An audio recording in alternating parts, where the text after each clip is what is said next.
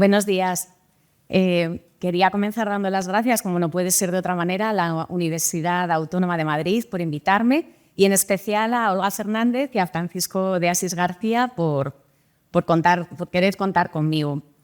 He de decir que cuando me lo comunicaron afronté este momento como con mucha ilusión y según se ha ido acercando la fecha, no os voy a mentir, me he ido sintiendo un poco abrumada porque creo que es una responsabilidad, sobre todo cuando estáis al inicio de unos estudios académicos como los que estáis comenzando, que venga alguien y os intente, decir cómo va a ser vuestra vida a partir de este momento. Yo no voy a poder hacer eso, ya os lo digo, pero sí que me gustaría enfocarlo desde mi experiencia y quizá transmitiros que la carrera que habéis comenzado o que estáis a punto de comenzar, algunos ya sé que sois de segundo curso, tiene muchísimas salidas profesionales, no solo las que más o menos tenemos todos en la cabeza, sino que hay otras muchas más, y que es además una carrera que si la aprovecháis bien os puede abrir la mente. Si abrís los ojos y abrís la mente, es una carrera que realmente yo creo que os va a hacer entender el mundo, formar parte del mundo, interpretar el mundo de una manera muy interesante. Eso es lo que yo quiero contaros un poquito desde mi experiencia, cómo lo trabajamos en el museo y cuáles son esas cuestiones que a nosotros nos sirven para vincular la historia del arte con todo lo que queremos contar a través de una institución, en este caso una institución nacional. Creo además que la historia del arte es una de esas carreras o disciplinas que siempre ha tenido un poco, si me permitís, la fea del baile, ¿no? Siempre ha sido como la segundona. Este tipo de carreras de humanidades, lamentablemente, no han sido bien valoradas. Bueno, yo creo que sois generaciones nuevas que venís con muchas ganas, que además sabéis que esto no es una carrera de estudiar cosas bonitas, sino que hay un método científico que vais a aplicar, que tenéis que conocer, que tenéis que trabajar y que a partir de ahí podréis interpretar y hacer partícipes al resto de personas de todos aquellos conocimientos que espero que descubráis. Yo me di cuenta de lo importante que era mi trabajo, no el mío, sino de todos los profesionales de los museos, a raíz de la pandemia. Porque hasta entonces lo que vivíamos en los museos era, venían unos visitantes, te podían poner una reseña más o menos favorable, a algunos les gustaban unas exposiciones, otros te decían que alguna cuestión era mejorable. Pero en pandemia nos dimos cuenta de cómo la cultura y cómo los museos eran necesarios para las personas que estaban en sus casas. Y empezamos a recibir mensajes cuando lanzábamos alguna iniciativa de, pues vamos a lanzar este contenido, alguna cosa que lanzábamos con una ingenuidad absoluta y con medios escasísimos. Y ahí nos escribía gente contando que para ellos esas experiencias eran realmente bálsamos en un momento tan complicado. Quiero decir que lo bonito de la carrera que estáis estudiando, que vais a empezar a estudiar, es que vais a poder conectar el conocimiento científico con algo que trasciende a todo aquello y que conecta con la personalidad más íntima de cada una de las personas que se acerquen a vuestros contenidos. Voy a comenzar, no quiero dar una clase magistral, tenéis un maravilloso claustro de profesores que lo haría muchísimo mejor que yo, sin duda. Quiero comentaros un poco cómo hemos trabajado en los museos, cómo se ha trabajado, una brevísima introducción, porque ya trabajaréis también lo que es la historia de los museos y cómo se han cambiado los contenidos, pero sí que quiero que partamos un poco de la base de que durante muchos años, muchos siglos ya, décadas, se ha elegido de una manera muy académica qué entraba y qué no entraba en las colecciones de los museos.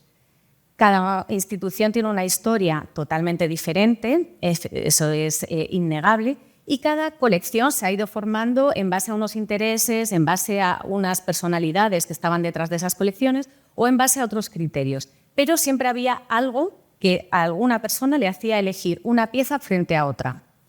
No solo elegir una pieza frente a otra para formar parte de esa colección, sino qué se exponía y cómo se exponía. Y al elegir qué se exponía y cómo se exponía, en realidad, ¿qué se estaba eligiendo? ¿Qué se contaba? Se estaba haciendo un discurso, y ese discurso durante muchos años se ha entendido que era el discurso canónico y hegemónico. Bien, ahora yo creo que desde los museos tenemos la visión de que todos esos discursos han de ser revisados, de que el planteamiento que estamos presentando cuando hacemos una exposición o en nuestra exposición permanente es un discurso actual, basado en unos criterios actuales y que debe ser revisado de manera continua y conforme a las nuevas sensibilidades, a las nuevas investigaciones y de cara a todas las cuestiones que puedan ir surgiendo. Como voy a usar de ejemplo, lógicamente, el Museo del Romanticismo para hablaros un poco de esas estrategias que nosotros usamos, quiero presentaros al fundador, Benigno de la Vega-Inclán y Flaquer, que formaba parte de un grupo de intelectuales. Bueno, él era un aristócrata y se dedicaba a otras muchas cosas, pero tenía una ambición por la recuperación del patrimonio inmueble. Él trabajó, por ejemplo, en la rehabilitación de la Sinagoga del Tránsito de Toledo o en los Reales Alcázares de Sevilla, y también en la creación de museos. Fue uno de los grandes impulsores del Museo del Greco, también fundó él, junto con otros amigos suyos como Bartolomé Cosío, José Ortega y Gasset. Iba a hacer una segunda incursión en museos con el Museo Romántico. ¿Por qué un museo romántico, un museo del siglo XIX, cuando a principios de los años del siglo XX, había tantas cuestiones, tantos museos por hacer o tantas temáticas por tratar? Y la clave está en este cuadro, que me va a llevar un poco otra vez a ese mundo de los afectos del que os voy a hablar en varias ocasiones. Este cuadro representa a los abuelos del marqués de la Vega-Inclán. Y él lo tenía en su casa, lo había visto siempre colgado en el salón familiar, y para él era una visualización de lo denostado que estaba el siglo XIX a nivel historiográfico. El siglo XIX había pasado casi por la historia como un siglo traumático. España había tenido muchísimos problemas, conflictos bélicos, problemas económicos, problemas de sucesión dinástica. En realidad ese panorama no era ajeno a otras situaciones que estaban pasando países vecinos en Europa, pero aquí se le dio una visión de que había sido un siglo catastrófico. Estoy reduciendo un poco las cosas al absurdo, entendedme, pero sí que es verdad que fue uno de los siglos más denostados. Y a través de este cuadro que a él le mostraba esa intimidad, esa familia que en un interior burgués está cada uno además con unos roles, le hizo pensar un poco cómo era la vida del siglo XIX real, no esa crónica negra que algunos se habían esforzado en escribir. Y realizó una primera prueba de lo que podría ser el Museo Romántico, que nació con ese nombre, en una exposición que se llamó Tres salas del Museo Romántico, que se hizo en 1921 y que tuvo lugar en la biblioteca, en lo que es ahora la Biblioteca Nacional, pero que antiguamente la zona donde se hizo esto estaba ocupada por la Sociedad Española de Amigos del Arte. Esta exposición, ya si nos fijamos, nos va a dar unas claves de lo que va a ser el futuro Museo Romántico. Vemos que hay cuadros colgados de las paredes, pero esas paredes están engalanadas. Los suelos tienen alfombras históricas. Todas las piezas que veis son históricas, ¿eh? Las sillas forman parte de la colección. Sin embargo, es curioso que cuando 3 años más tarde, en el 24, funda ya el Museo Romántico, lo que se dan de alta como bienes de la colección que son donados por el marqués son las 86 pinturas que dona. No se especifican las sillas, las alfombras, las cortinas, el resto de piezas de artes aplicadas, de artes decorativas. Y eso nos está diciendo un poco cómo se estaba jerarquizando la colección.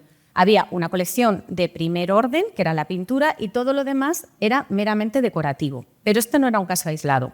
Os traigo estos ejemplos. Perdonad la calidad de la foto porque la he sacado de Internet. Esto es una exposición de miniatura española que también hizo la Sociedad Española de Amigos del Arte, un poquito antes, en 1916, y no se aprecia bien, precisamente las miniaturas están en algunos de los marcos, pero no es la miniatura lo que predomina en esta imagen, no. Son en realidad otros cuadros, otros muebles, relojes, etc.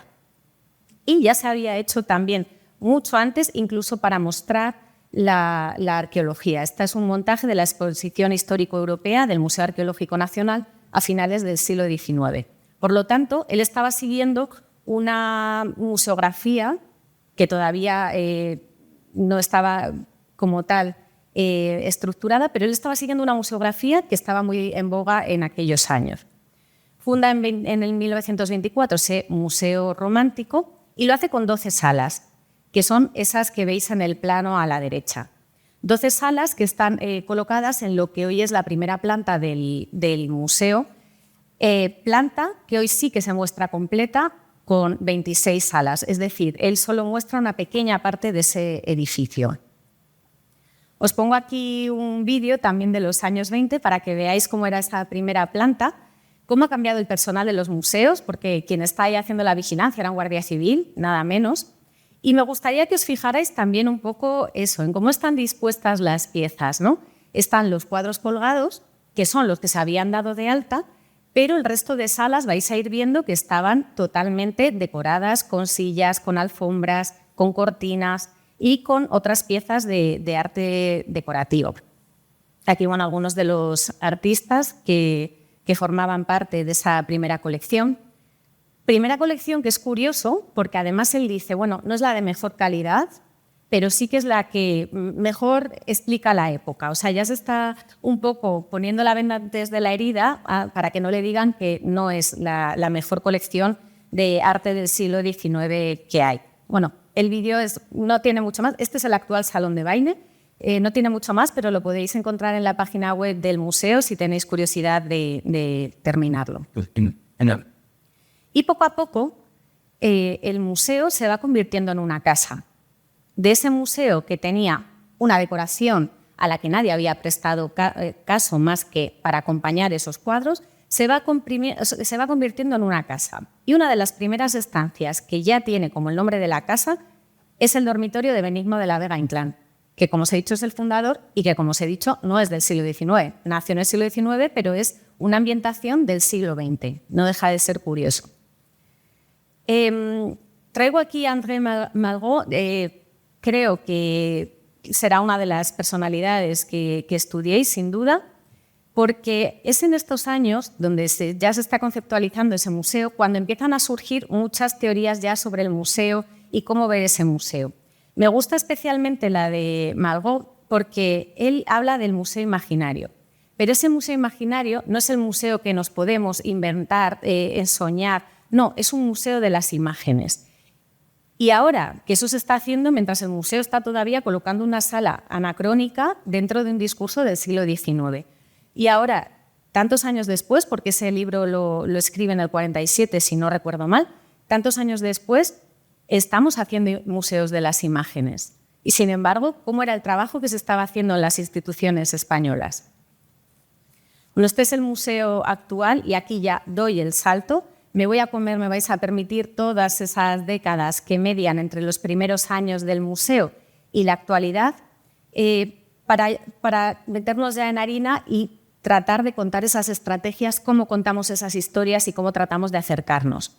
El Museo Romántico cerró a principios del 2000 y reabrió en 2009 ya como Museo Nacional del Romanticismo.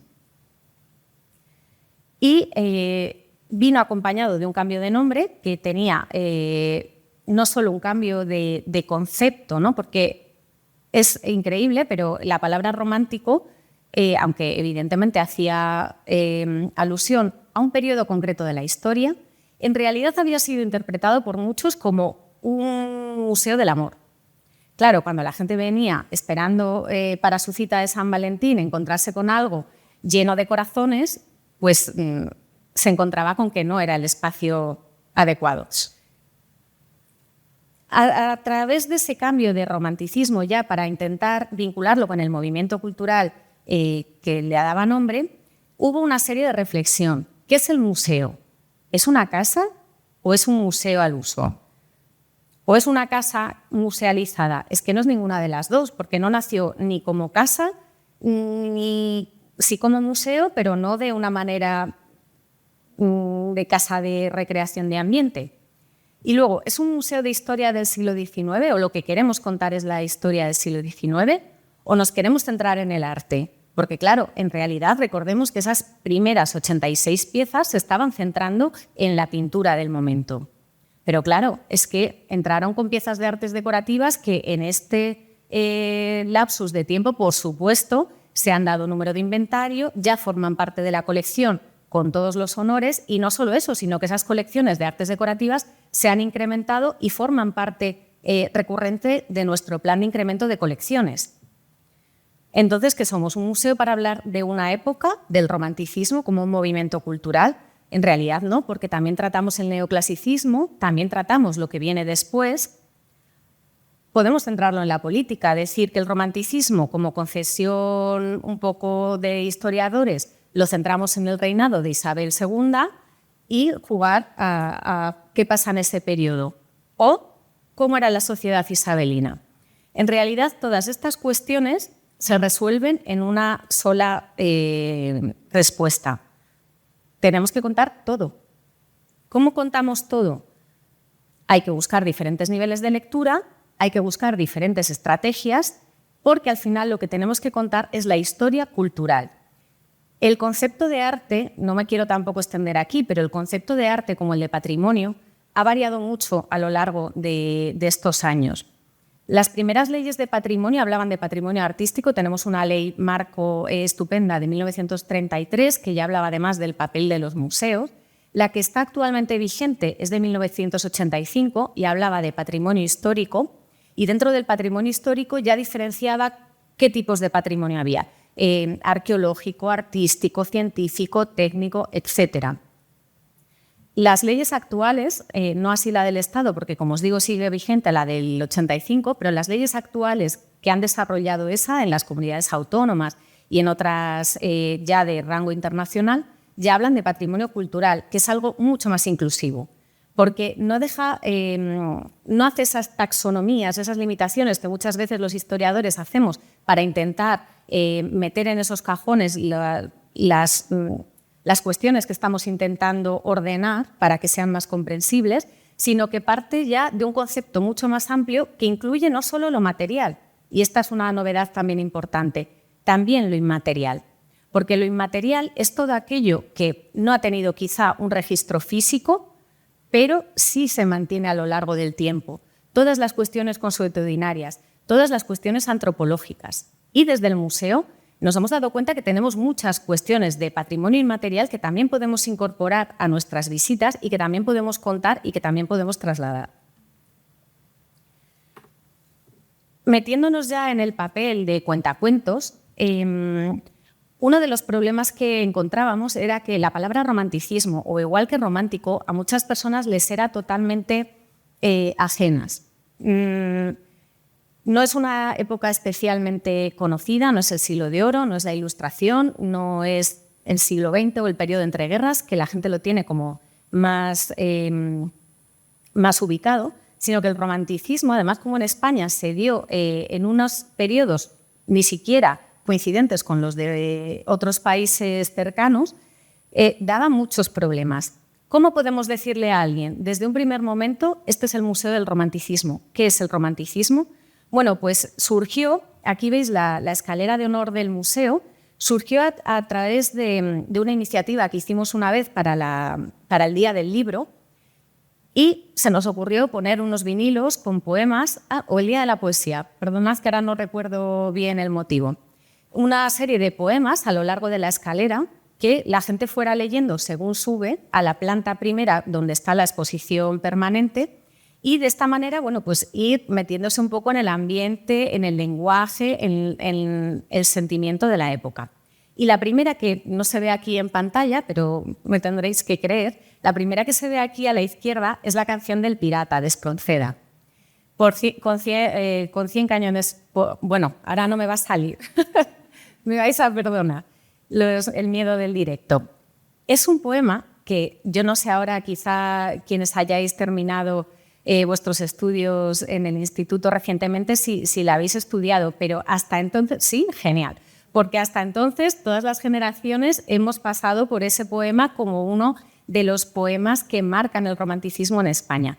Y además ha sido una cosa intergeneracional, lo han estudiado tanto las personas que ahora tendrán 70 años, como ahora veo las últimas generaciones que os incorporáis a la universidad.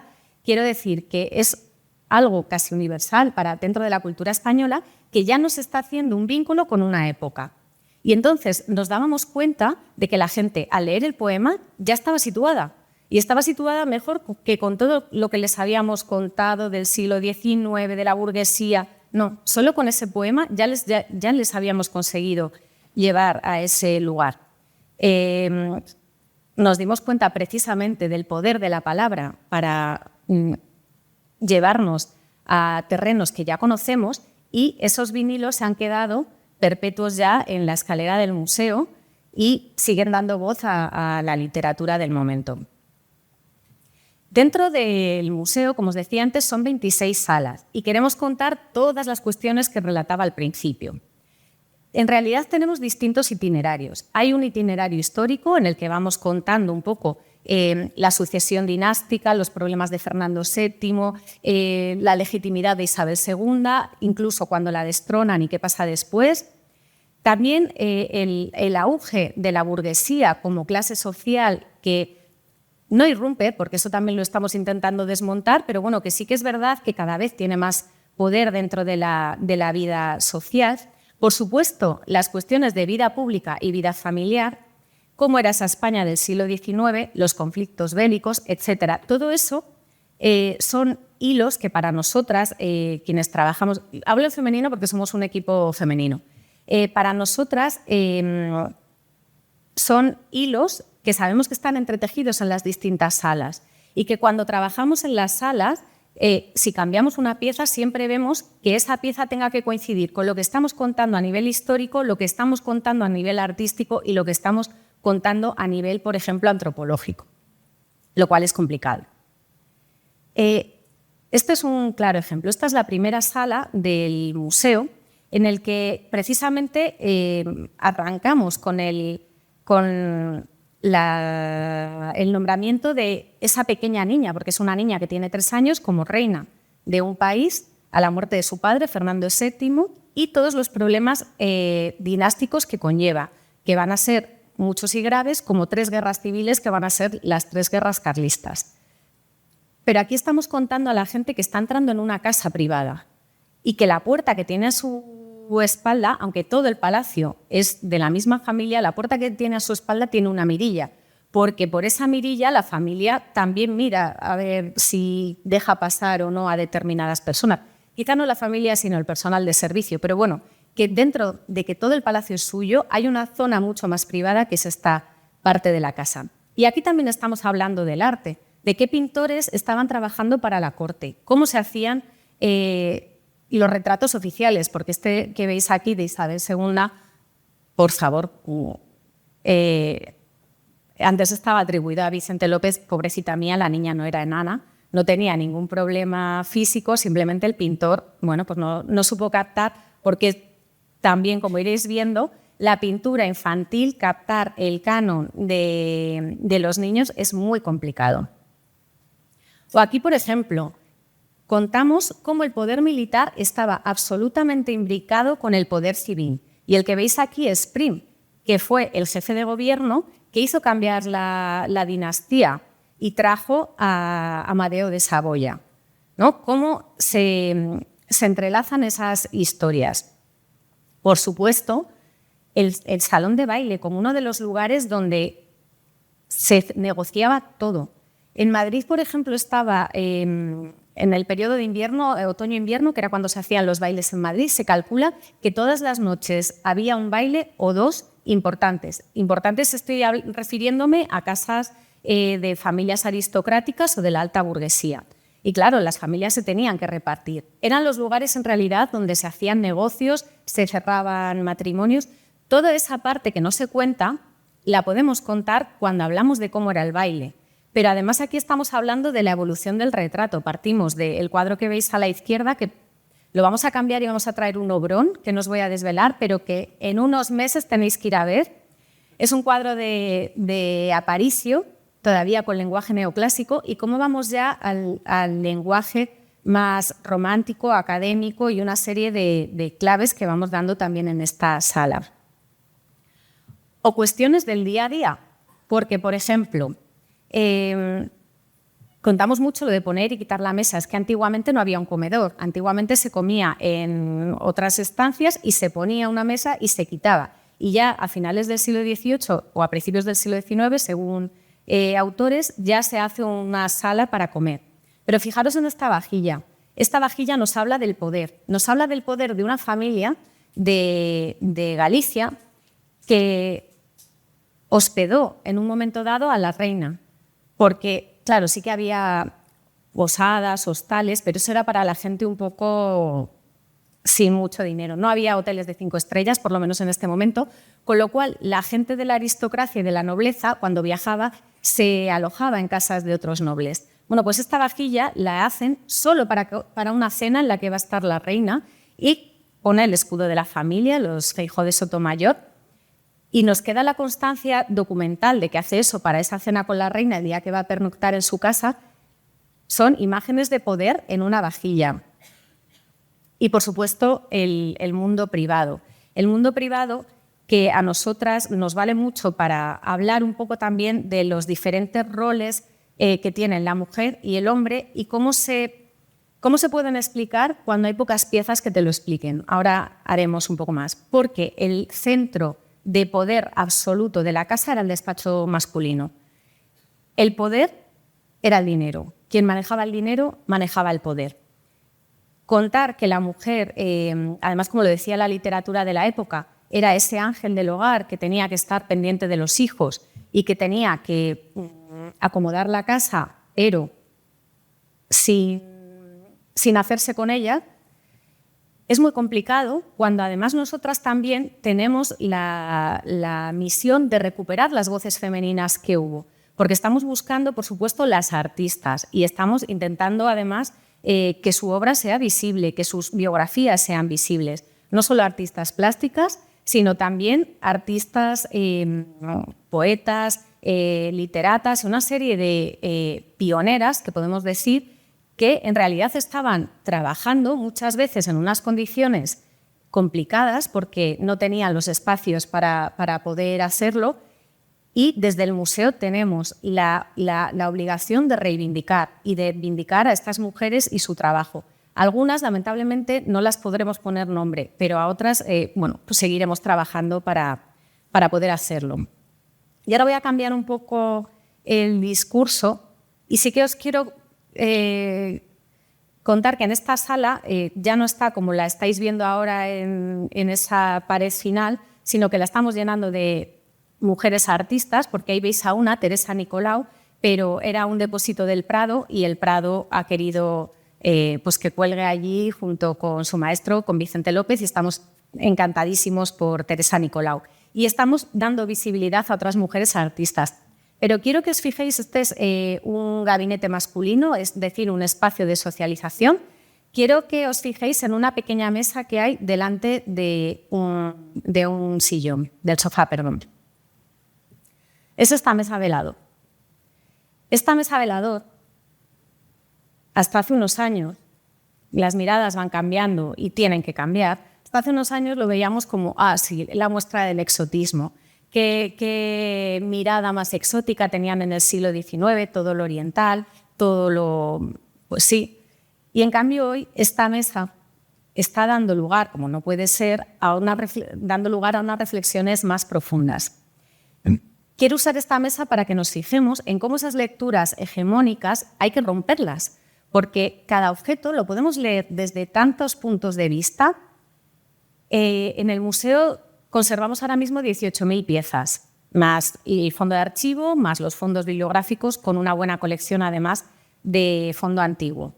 Esas 18.000 piezas somos conscientes de que nunca van a estar catalogadas, en el sentido de que una catalogación nunca puede finalizar. Lo que sabemos hoy de una pieza, mañana lo podemos ampliar, pero es que el prisma desde el que hemos mirado esa pieza lo podemos cambiar y podemos acercarnos a ella desde otra manera. Cuantos más recursos manejemos, y por eso hablaba antes de abrir la mirada, ampliar la mirada, la antropología, la economía, todas aquellas cosas que leáis que pueden tener que ver, en este caso, muchas cuestiones sociales, económicas, políticas, están en la base de qué significa esta mesa realmente. Y ha sido además, fue el centro de un proyecto de Alicia Martín que se llamó Disonancia, en el que con otros fondos del Museo de Antropología pues hizo un discurso sobre la imagen del negro, lo que significó, cómo se ve ahora y cómo además se ha dulcificado cierta parte, ¿no?, de este tipo de objetos. O también fue un poco la idea que llevó a Ashan Khan a su proyecto Las llaves del reino, que se hizo en el Palacio de Cristal. Efectivamente, nosotros en el museo, como habéis visto en las salas, y espero que lo conozcáis, si no estáis invitadísimos, tenéis que ir a verlo. Como es un museo de ambientación, no podemos tener textos explicativos que den información de cada una de las piezas. Por eso es necesario que no solo el objeto sea mediador, sino que el museo sea mediador. Nosotros contamos con un equipo de mediación cultural que además forman parte de la plantilla estable del museo, que son los encargados de hacer y de trazar estas historias que no se pueden contar quizá en una visita corta o que no se pueden dar en un itinerario o en una pequeña guía. El mejor momento para releer los objetos desde otro punto de vista son, como habéis visto a través de las iniciativas de Alicia Martín, las exposiciones temporales. Una exposición temporal para nosotros es el poder jugar. El poder jugar porque podemos liberar a los objetos del discurso que tienen dentro de la permanente y les podemos dar uno totalmente nuevo. Y además ahí la imaginación que trabaje.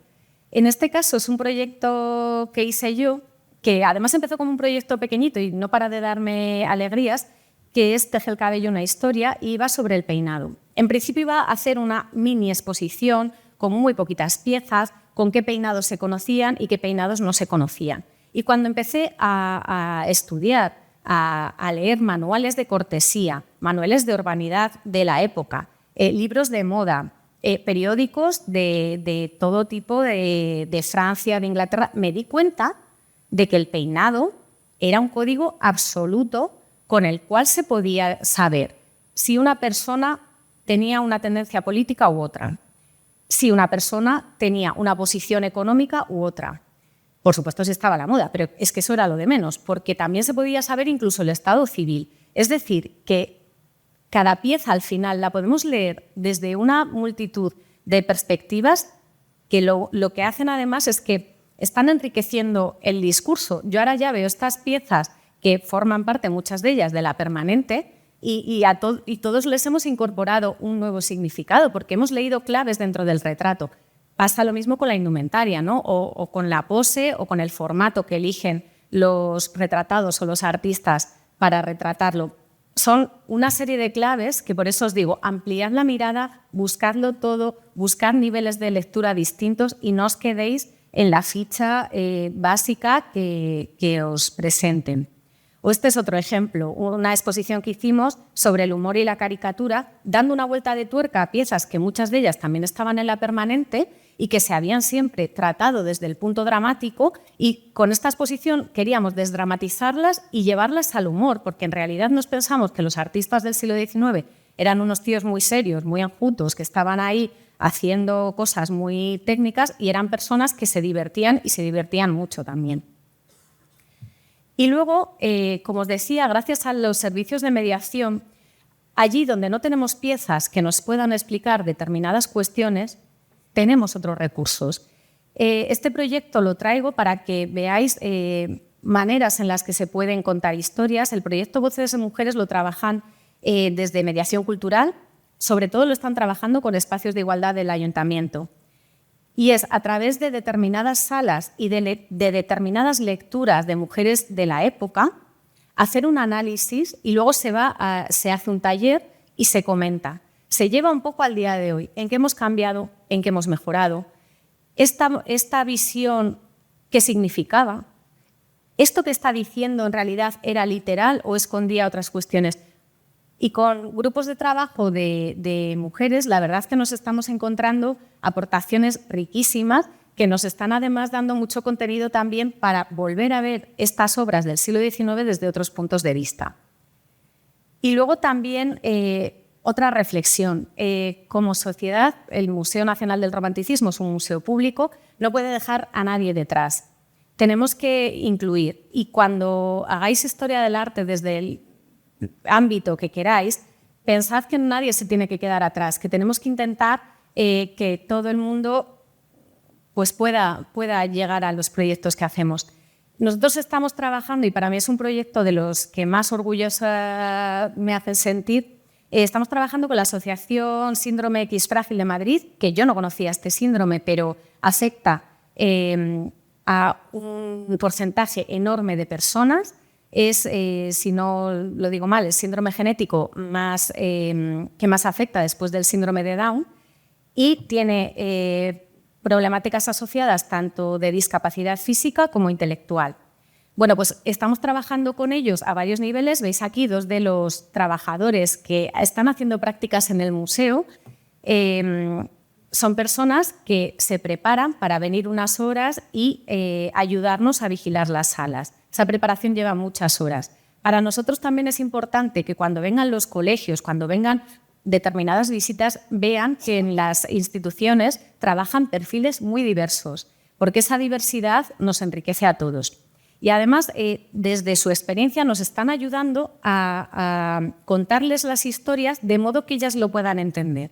Y de algunas salas, no todas, porque nos han explicado qué salas para ellos son complicadas y cuáles no, nos están, por ejemplo, haciendo esta ficha que veis, que es la del dormitorio masculino, con las 4 claves que a ellos les pueden interesar y que pueden comprender. Y para nosotros, pues como os digo, es un proyecto precioso. Estamos trabajando además con ya con varias visitas de discapacidad, y los resultados están siendo de verdad muy emocionantes. También dentro de esa política de atender y de que el arte entendemos que puede curar o ayudar a curar, tenemos recorridos, por ejemplo, este es uno basado en el duelo. Gente que ha pasado un duelo de forma cercana, o gente incluso que está pasando por una vivencia personal propia y está en un momento, bueno, pues complicado. Queremos que desde el arte se tengan un lugar para expresarse, y cómo a través de las piezas del museo se van contando otras experiencias que dan lugar a que ellos las compartan, y bueno, pues un poco que el arte sirva de terapia y de sanación, incluso siendo un arte del siglo XIX que a priori podría no ser tan fácil de comunicar como el arte contemporáneo, que en este tipo de experiencias pues ya tienen mucho bagaje. Y luego nada, esto ya lo paso muy brevemente.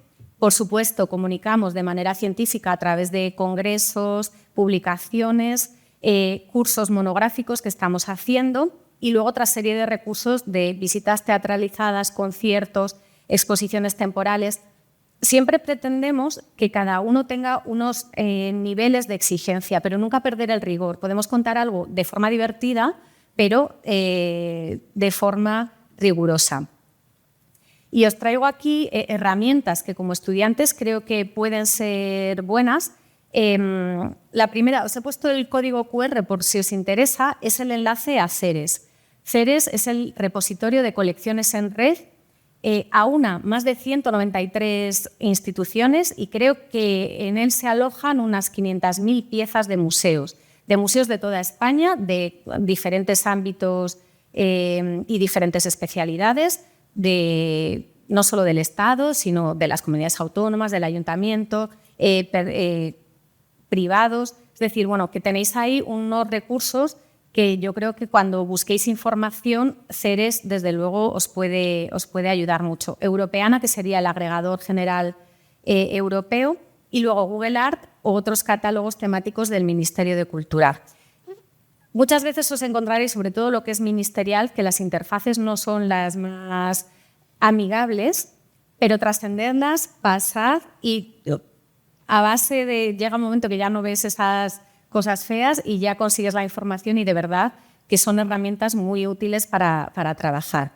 Bueno, quería aquí, no sé si se va a ver, cómo hacemos en las redes sociales también para, sí, con ese rigor, que la gente nos conozca en algunas cápsulas, dando a conocer piezas del museo, dando a conocer iniciativas, dando a conocer las propias salas, etc.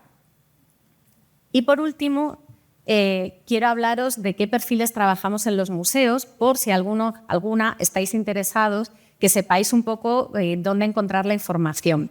Este es el equipo actual del Museo del Romanticismo, que estamos cumpliendo, además estamos de centenario, este es el equipo centenario.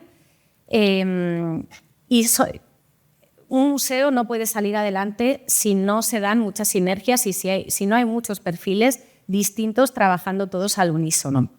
Los cuerpos técnicos, que serían un poco los del que provengo yo, conservadora de museos del Estado, somos un poco los encargados hay diferentes departamentos, pero un poco de trabajar con las piezas, de elaborar los discursos, de hacer las exposiciones temporales, de las labores de difusión y comunicación.